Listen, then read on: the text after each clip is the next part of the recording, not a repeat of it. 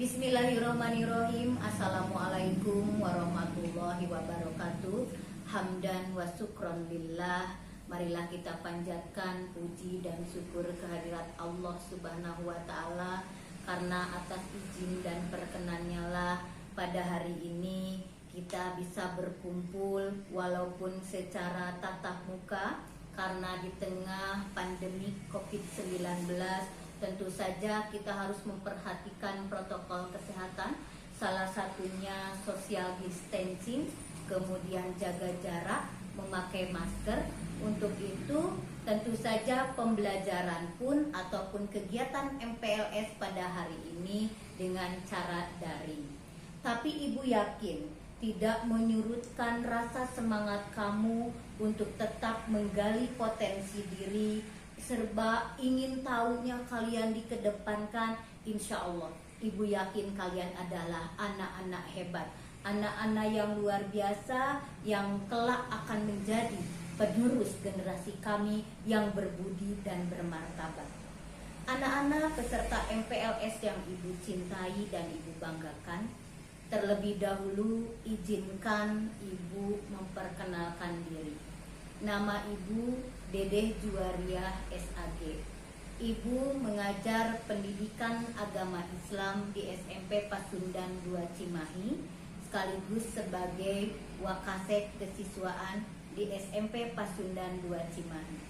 Besar harapan Ibu kalian bisa mengikuti kegiatan MPLS ini dengan baik. Dari awal sampai akhir ikuti sesi per sesi dengan baik. Mudah-mudahan pembelajaran kita, kegiatan MPLS kita senantiasa mendapatkan rahmat dari Allah Subhanahu wa ta'ala. Anak-anak yang Ibu cintai, adapun pada kesempatan ini Ibu diberi amanat ataupun mandat oleh panitia untuk menyampaikan materi tata tertib sekolah. Anak-anak mungkin sudah pernah mendengar, bahkan tata tertib ini bukan hal yang baru bagi kamu. Sementara kamu waktu di SD juga ada tata tertib ataupun aturan yang diberlakukan oleh sekolah kamu di SD. Begitu pula dengan di SMP, artinya tidak akan jauh berbeda. Namun Ibu berharap tata tertib ini bukan hanya dijadikan slogan saja, bukan hanya terpapar ataupun tercantum di pengumuman saja. Akan lebih baik lagi kalau tata tertib ini dilaksanakan dengan baik, diaplikasikan dalam kehidupan sehari-hari, sehingga terwujud pribadi-pribadi yang tangguh, yang luar biasa, yang mampu bersaing di era formal maupun era normal, menjadi pribadi-pribadi yang unggul, yang bermartabat. Karena tata tertib itu sendiri sangat berpengaruh besar kepada kehidupan dan tatanan kehidupan. Anak-anak, Ibu tidak akan panjang lebar dalam menjabarkan tata tertib sekolah, karena kebetulan tata tertib ataupun materi tata tertib sekolah sudah terinci di dalam buku panduan yang telah diberikan kepada kalian melalui orang tua kalian sebelum pelaksanaan MPLS. Jadi sebenarnya apa sih tata tertib itu? Tata tertib itu adalah aturan, norma ataupun peraturan yang wajib dilaksanakan.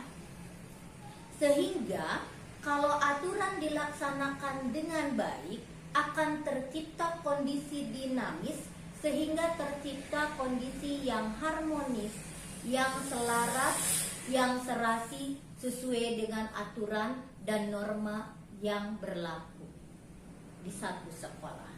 Kemudian pada kesempatan ini Ibu akan menspesifikan materi tentang tata tertib, terdiri dari 3 poin. Poin pertama berkaitan dengan kehadiran. Untuk kehadiran, Sekolah SMP Pasundan 2 menekankan kehadiran itu pada pukul 06.45 sampai pukul 11.45. Jadi jadwal masuk ataupun jadwal pelajaran dimulai itu dari pukul 06.45 sampai pukul 11.45. Nah, diharapkan siswa datang 10 menit sebelum pembelajaran dimulai.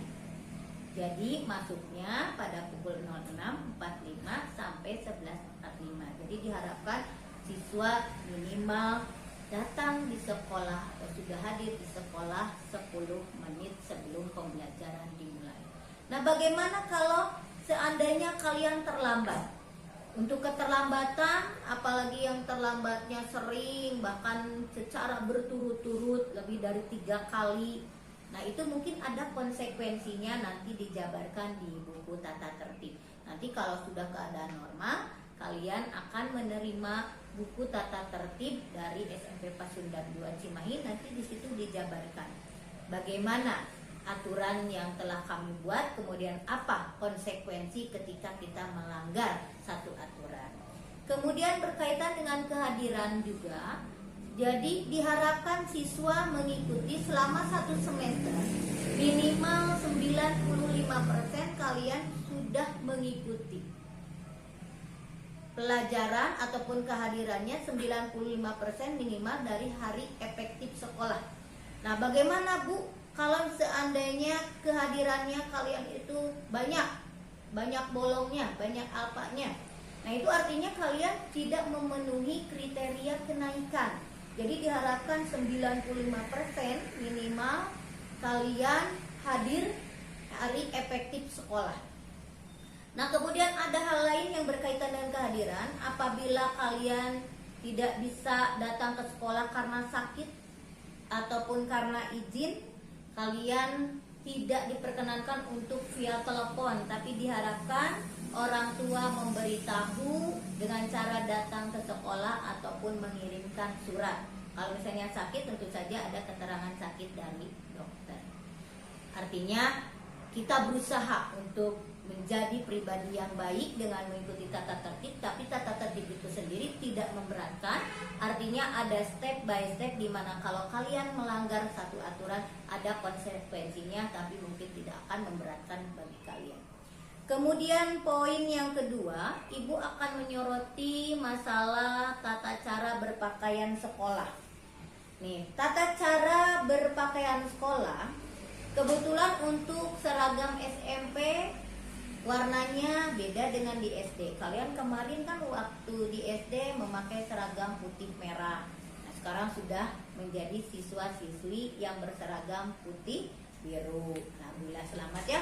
Makanya ikuti kegiatan MPLS ini dengan baik. Artinya nanti kalau kalian lulus MPLS-nya, hak kalian sudah diberikan dan kalian nanti siap untuk menjadi siswi yang berpenampilan putih biru.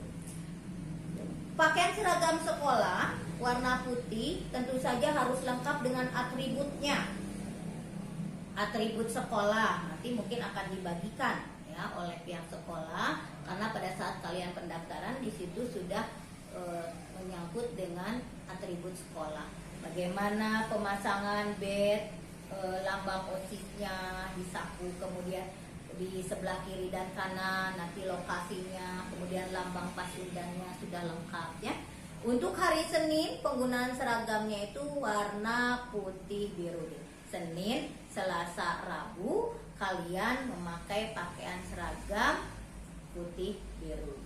Kemudian untuk hari Kamis menggunakan pakaian batik Pasundan. Sedangkan hari Jumat kalian memakai pakaian Muslim. Dan hari Sabtu kalian memakai pakaian pramuka. Jadi hari efektif kita di SMP Pasundan 2 kalau kondisi normal dari Senin sampai Sabtu. Itu tata cara berpakaian seragam dari Senin sampai Rabu putih biru. Kemudian hari Kamis pakaian batik.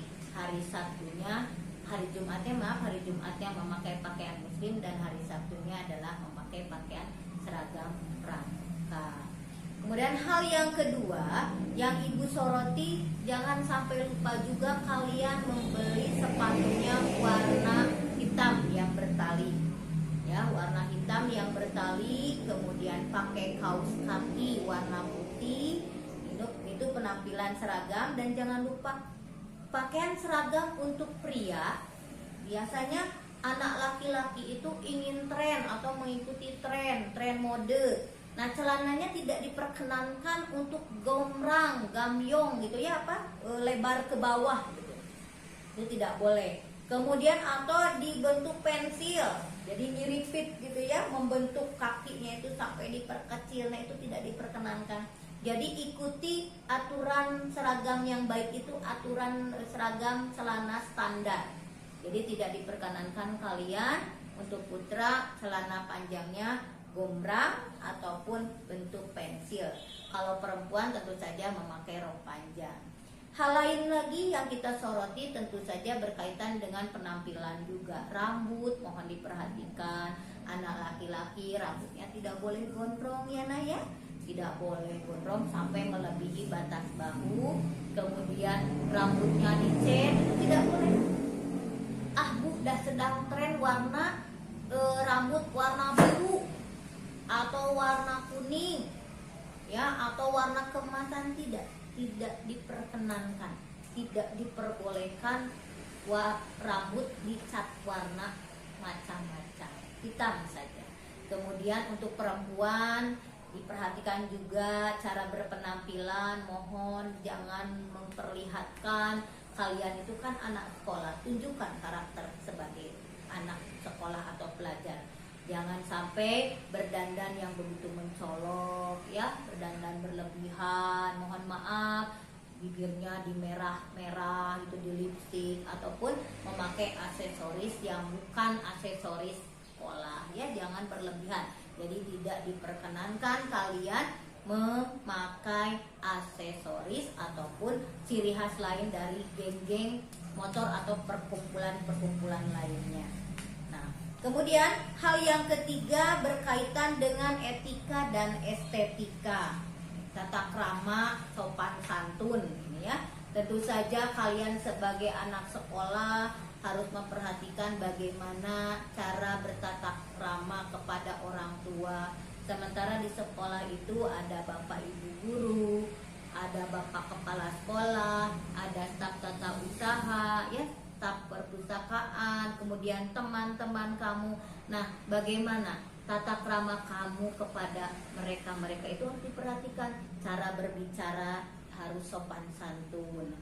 Kemudian ada kunci pokok yang perlu dicamkan dalam sopan santun atau dalam berkomunikasi. Yang pertama, perlakuan orang lain itu sebagaimana Anda ingin diperlakukan. Jadi kalian harus, kalau kalian ingin diperlakukan dengan baik oleh orang lain, tentu saja kalian pun harus memperlakukan orang lain dengan baik. Jadi orang lain akan memperlakukan hal yang sama kepada kita ketika kita pun memperlakukan mereka dengan hal-hal yang sama. Artinya kalau kita ingin diperlakukan dengan baik, berlakulah baik kepada orang lain. Oke? Hal yang kedua, setiap manusia tentu memiliki perbedaan-perbedaan perorangan. Tidak ada yang kembar sama atau identik. Tentu saja ketika kalian bergabung di sekolah ya, di SMP Pasundan 2, kalau kondisi normal, kalian akan mengetahui karakter teman-teman. Nah, ketika kita memiliki perbedaan itu, jangan sampai kita membuat terjadi gap atau perpecahan. Itu tidak boleh ya.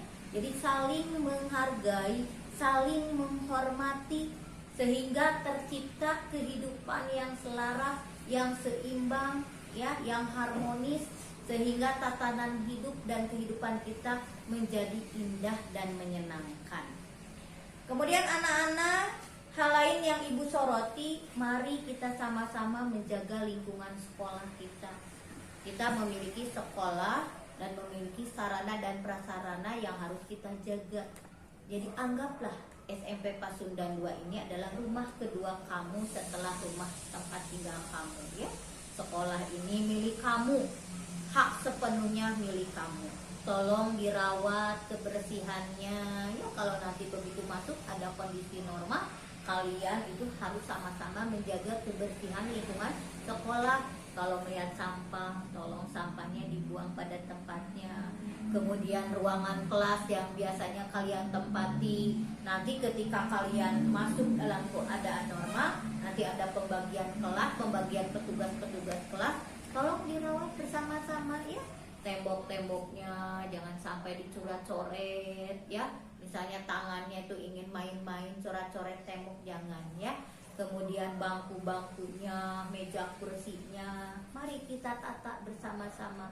Jangan sampai sarana prasarana yang sudah baik kalian rusak karena kejahilan tangan kita. Jadi ibu berharap tentu saja kalian harus betul-betul menyayangi sekolah kita ini, memiliki rasa yang kuat terhadap sekolah.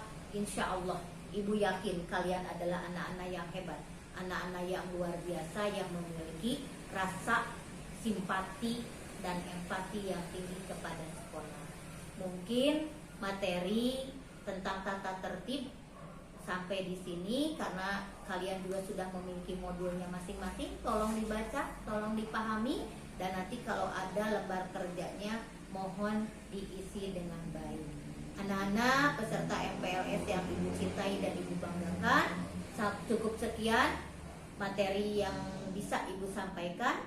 Mudah-mudahan materi pembelajaran kita hari ini senantiasa membawa manfaat, khususnya untuk diri sendiri, umumnya bagi orang lain. Mudah-mudahan kalian dijadikan oleh Allah sebagai anak yang soleh dan soleha. Demikian penyampaian materi yang bisa ibu sampaikan. Assalamualaikum warahmatullahi wabarakatuh.